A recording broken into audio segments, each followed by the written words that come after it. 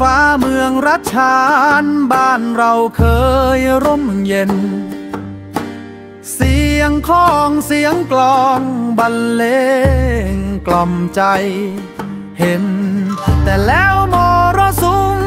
โหดร้ายก็มาเยือนธงชาติไทยก็ล้มเลือนพม่าเข้ามาย่ำยีไฟสงครามโหมใส่ชีวิตต้องดิ้นรนพื้นนาพังทลายแทบไม่เหลือคนเสียงร้องไห้กึกก้องของหญิงสาวถูกกระทำย่ำยีด้วยความป่าเถื่อนร้าวพี่น้องล้มตายถูกฆ่าล้างเผ่าวันเหลือเพียงเงาความฝันที่ต้องทิ้งมันไปทิ้งทุกอย่างไว้ข้างหลังเพื่อเอาชีวิตรอดไม่ยอมให้พังต้องเดินแบกความหวังหนีความได้ข้ามแดนรอยย่ำบนแผ่นดินมองหาที่ปลอดแพ้ที่ไทยคือจุดหมาย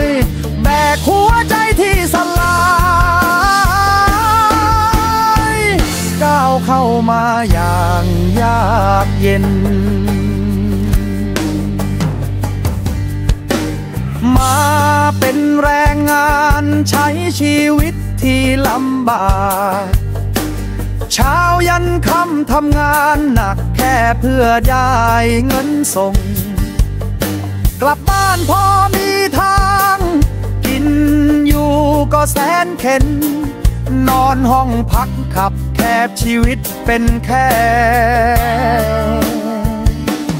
ผู้มาเยือน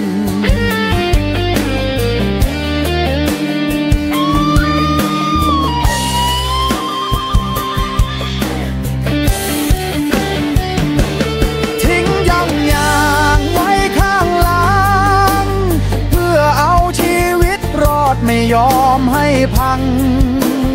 ต้องเดินแบกความหวังหนีความตายข้ามแดนรอยย่ำบนแผ่นดินมองหาที่ปลอดภัยที่ไทยคือจุดหมายแบกหัวใจที่สลายก้าวเข้ามาอย่างยากเย็น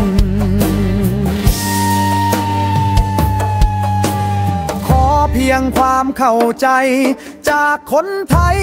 พื้นดินนี้เราคือพี่น้องร่วมเผ่าพันธุ์ที่หนีภัยมาด้วยชีวิตรอยย่ำบนพื้นแผ่นดิน